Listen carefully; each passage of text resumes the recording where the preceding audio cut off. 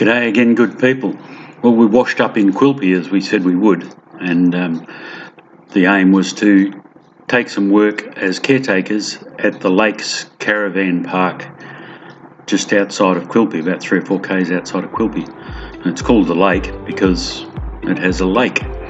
It's a permanent lake as far as anyone knows, and it's quite large and deep, has fish and yabbies, and it's pretty nice, and we get some absolutely gorgeous sunsets over the lake. If you're standing up at the bar, it goes red, it goes purple, it goes pink, and whatever colour the sky is, half an hour after the sun sets, the lake goes the same colour. This was actually after some flooding, and those trees that are out there in the middle of the water was where people were camping the day before. But you can see here some of these pictures that Belinda took of the sunsets, and we had to put up with that every night because we were in the bar or somewhere around there every evening. Yeah, so this, you can see those trees there, that's where the punters were camping. And so every night we would have a fire pit, and we'd light that up, and people would come and sit around. Sometimes a local legend would come along with his guitar and entertain, and people would just sit around and have a beer or two and a talk. It was a great social occasion, and myself or one of the other caretakers would look after the bar.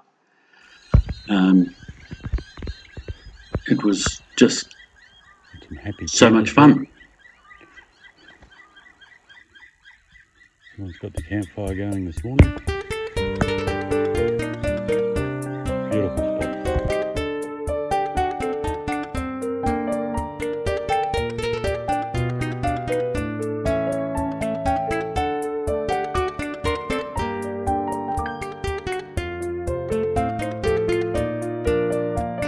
So we had these beautiful lilies growing in the pond, in the dam as well, but we also had 60 bird species on the lake as well, nesting budgerigars and the whole works. Was great.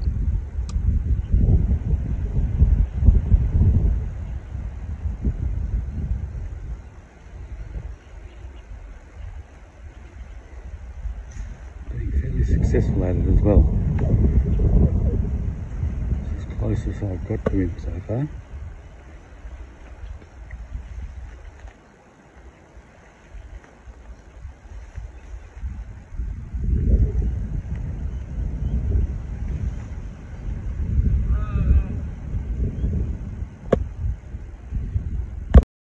And the sunrises at Quilpie were just as spectacular as the sunsets every day. It was just gorgeous. So it's not supposed to rain much during winter in Quilpie, and the first month it didn't rain at all, but after that it rained sort of every week, and we had flooded roads. I mean, we all know about how wet it was in Queensland. We heard the reports, but see it firsthand. But our main job was to man the bar, as you see, and do other chores. Shows how much weight Belinda's lost. She needs a new hairdresser as well. And this is called Baldy Top. This is one of the local jump-ups, they're called, in Queensland. And you could come out here at nightfall and watch the sunset, and that's Quilpie from the top of Baldy Head. It's a really nice little spot to go and climb the hill and sit up there and look at the scenery, because it's pretty specky for flat country. And there were some walks along the Bulu River. There was plenty of water in the river, and you could walk along the sides and paths, and there was plenty of signage to tell you what the trees were and what the local Aboriginals did and ate and those sort of things. So it was only 1.6 k's, I think. But Quilpie is a great little town. You know, it's probably the friendliest little town that we've been in. It's only 500 or 600 people, but it's very neat, it's clean, it's got 2 supermarkets, it's got the bowling club or the bolo where you can go and eat and have a beer, and it's got the pub, There's another pub, and this is an opal altar. This is in St Finbarr's church, and these are boulder opals, and so these were made by a local miner and donated to the church. It's got to be pretty unique in the world, I would have thought. Yeah, so this is the old pub, which is not open at the moment, but is going to open. And they've got all these statues and things along the main street. We had a couple of resident emus.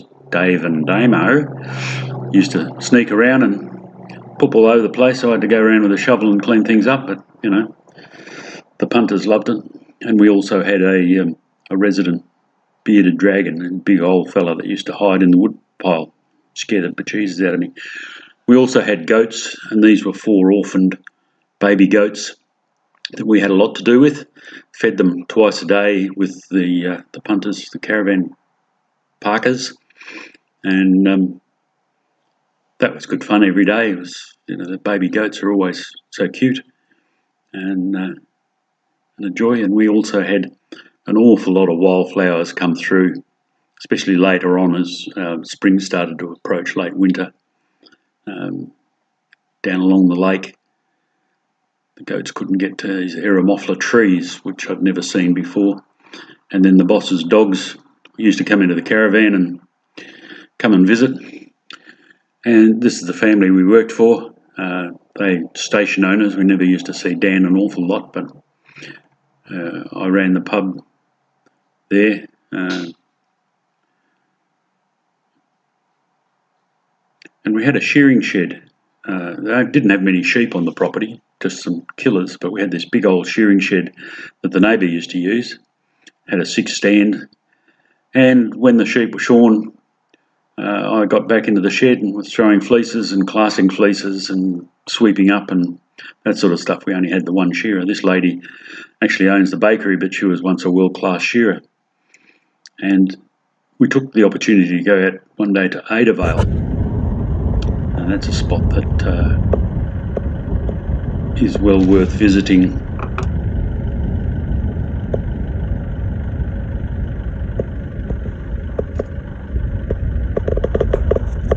So curious, they're coming up. 5 emus by the side of the road. Yeah. Come on guys, come and say hello.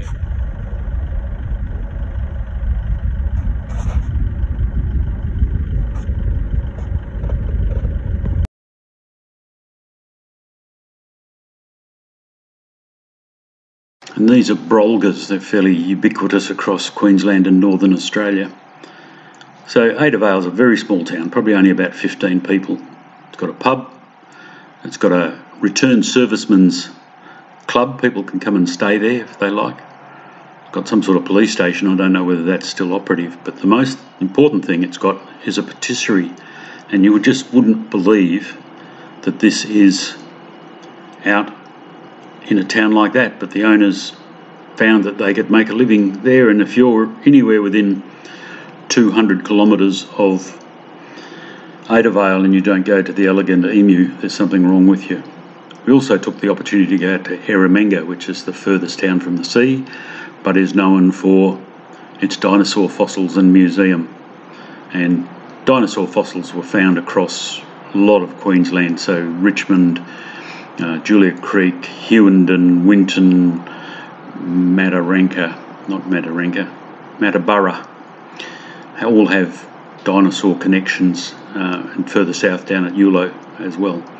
But this is where the largest dinosaur in Australia was found, nicknamed Cooper, and then they've in fact found a larger one since, but they have got a really good museum here, and you can come and volunteer for the cleaning up and the preserving of the fossils.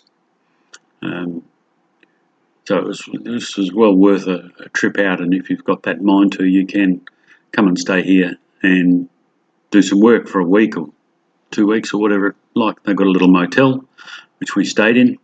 We didn't take the van, and they've got all sorts of statues celebrating dinosaurs, obviously.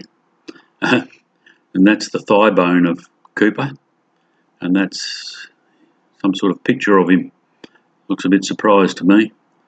But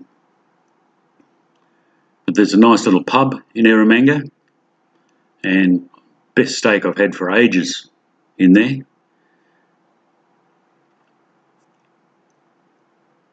And so that's it for our bit, our trip in Quilpie. Go there.